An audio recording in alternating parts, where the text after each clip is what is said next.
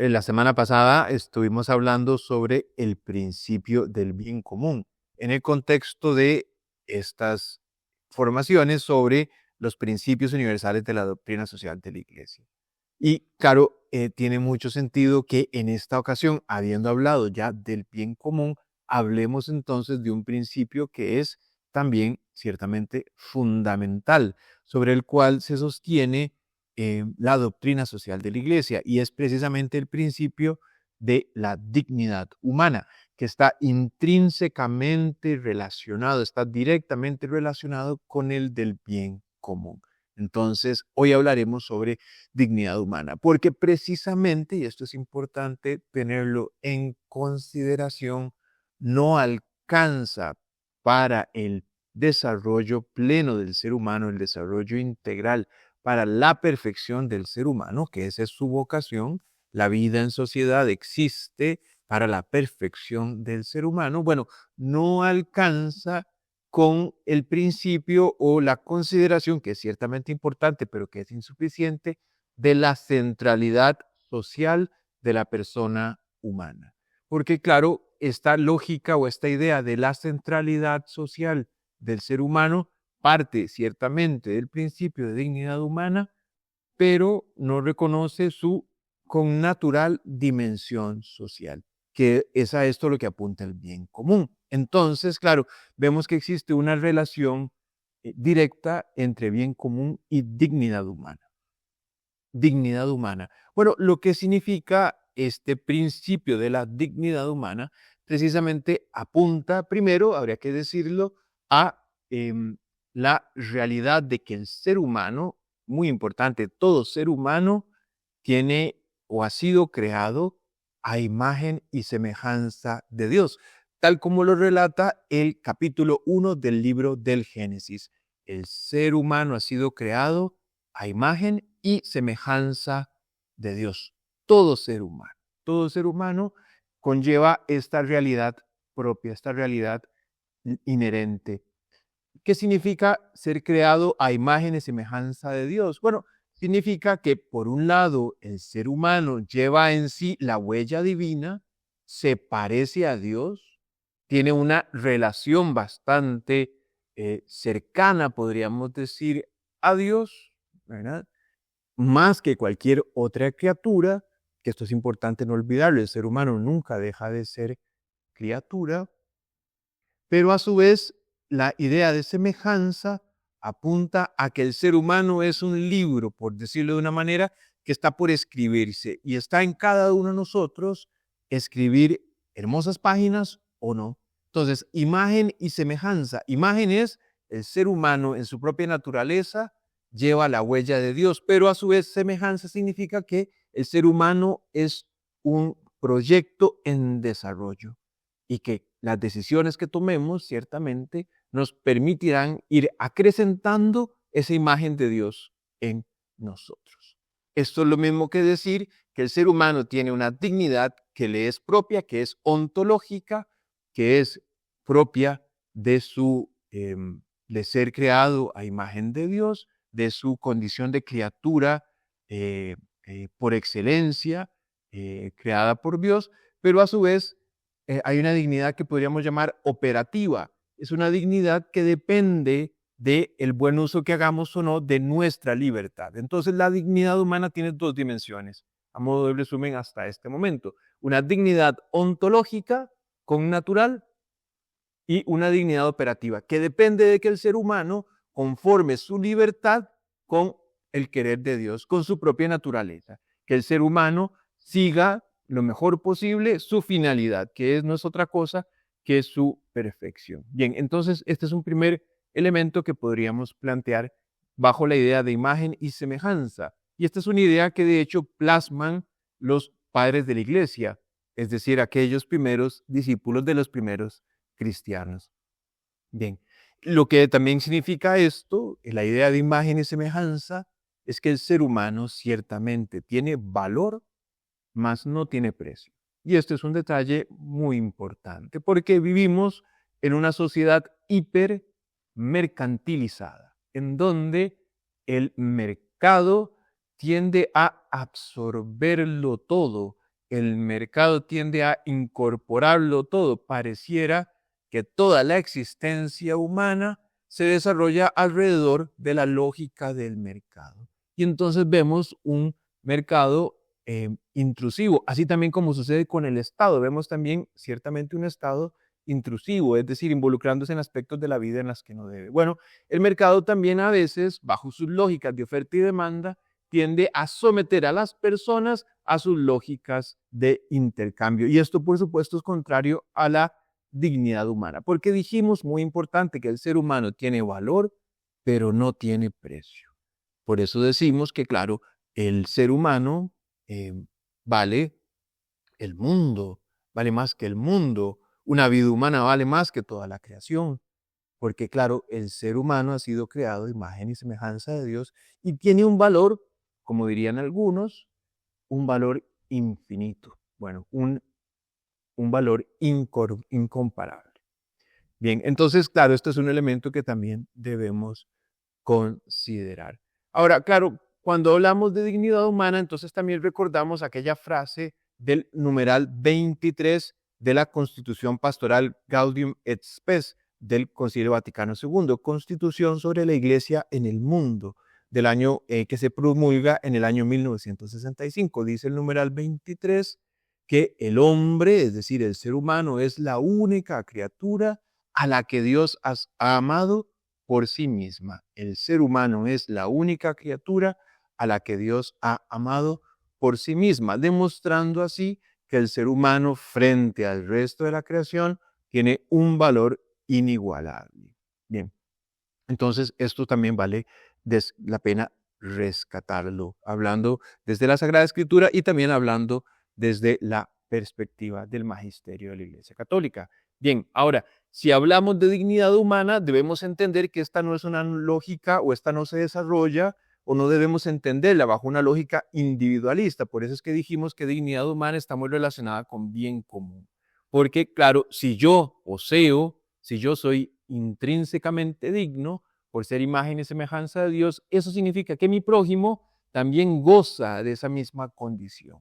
Y entonces esto supone ciertamente una lógica de deber hacia el prójimo. Por eso es que el bien común, lo dijimos en el video anterior, el bien común supone la consideración del bien del prójimo como algo tan importante como el bien personal. Por lo tanto, claro, así como yo respeto mi dignidad, debo respetar la dignidad de los demás. Así como yo amo la dignidad que Dios me ha dado, yo también debo amar la dignidad que Dios ha dado a los demás. Por eso, nunca debo instrumentalizar al otro.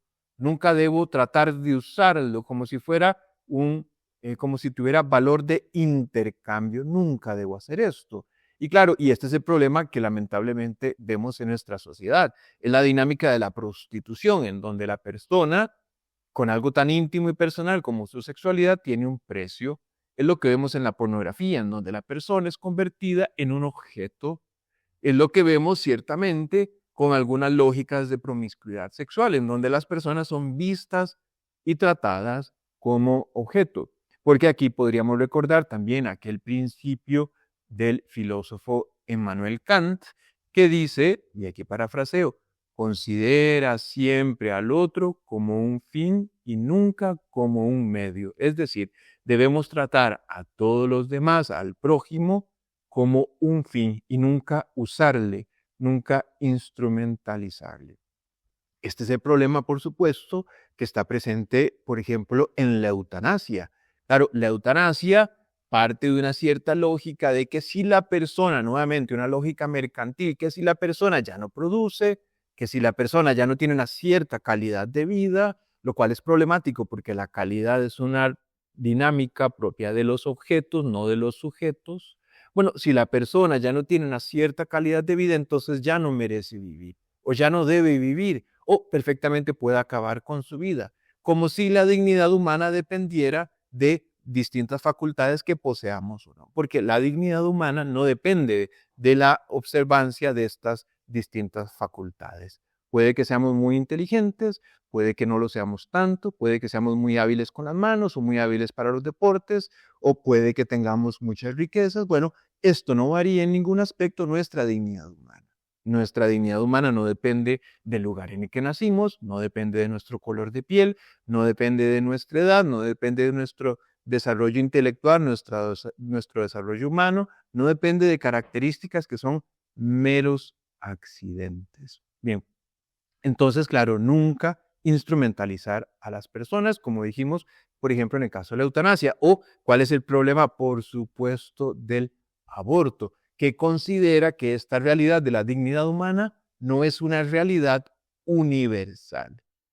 Bien decía el Papa Francisco, no es progresista pretender resolver un problema acabando con la vida humana. No es progresista pensar que solo algunos miembros del género humano tienen dignidad humana y que los niños que no han nacido no poseen dignidad humana. Esto, por supuesto, es un gravísimo error, porque la dignidad humana, para que sea verdadera dignidad humana, debe ser universal. Es decir, nunca excluir a un miembro de la especie humana. Bien, ahora podríamos plantear un par de ideas adicionales que quisiera descartar, y una idea adicional que quisiera plantear es el problema del ecologismo moderno, porque hay una cierta ecología profunda, o en su terminología en inglés, deep ecology, que considera que la visión cristiana del antropocentrismo es la que ha causado los males ecológicos de nuestro tiempo. Bueno, esto por supuesto es un error. Es un error desde dos perspectivas, porque claro, más bien hay que decir que el cristianismo, que entiende que la creación ha sido dada por Dios para el disfrute de todos los seres humanos, tiene ciertamente una obligación de preservarla, porque entiende que en la creación también está la huella de Dios, y además entiende que la creación no ha sido dada solo para sí, sino que tiene una obligación de preservar los dones que Dios nos ha dado para nuestro prójimo y para las generaciones que nos van a suceder.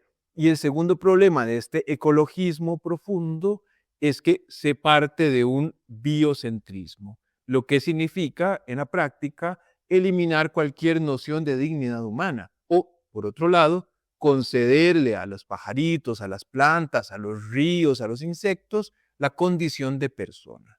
Condición que, por supuesto, en esta realidad temporal solo puede ser asignada al ser humano, porque todo ser humano, decimos, es persona. Entonces, claro, no es el cristianismo responsable de la crisis ecológica de nuestro tiempo, sino que más bien son las ideas de la Ilustración, ejemplificadas primordialmente por René Descartes, por un lado, y Francis Bacon, por el otro lado, los que son responsables de las ideas detrás de la explotación de la naturaleza. Por otro lado, claro, también el capitalismo es en gran medida responsable de esta realidad de explotación de la naturaleza, porque ciertamente se basa en la acumulación de capital para el enriquecimiento personal. Pero también habría que decir que el mismo Marx definía que ya era suficiente, ya no correspondía contemplar la naturaleza. Él dice, bueno, los filósofos se han dedicado a contemplar la naturaleza, decía Marx. Basta de ello, suficiente. Ahora lo que toca es transformarla. Es decir, no encontramos en los indicios de la crisis ecológica en el cristianismo, sino que los encontramos más bien en las ideologías de la modernidad y de la edad contemporánea.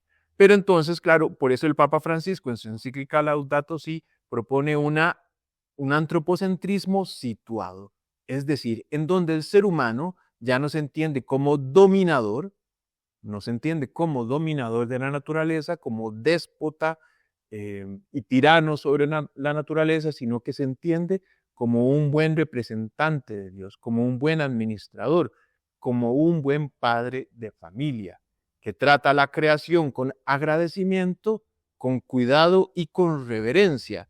A ejemplo, por ejemplo, ¿verdad?, de San Francisco de Asís, que ciertamente entendía que en la creación estaba la huella de Dios, que la creación le remite por analogía al Creador, al Dios de sus amores.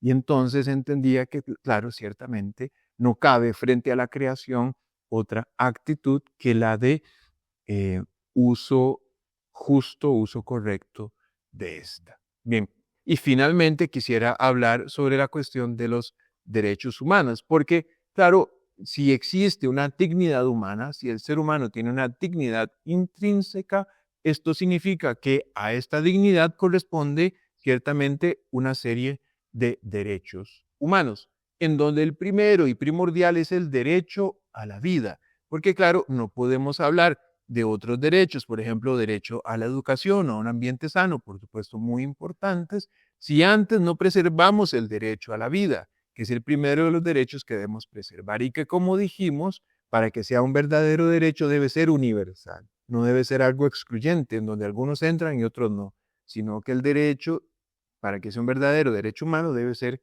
universal. Pero, y esto lo expone muy bien San Juan 23 en la encíclica Pacem in Terris, expone claramente que a los derechos humanos se corresponden deberes humanos. Y esto es una lógica que no necesariamente prevalece en nuestro tiempo, ¿verdad? Porque mucho hablamos de derechos humanos, pero hace falta recordar que la dignidad del otro supone para mí una exigencia de cuido, respeto, cuido, respeto y amor. Cuido, respeto y amor.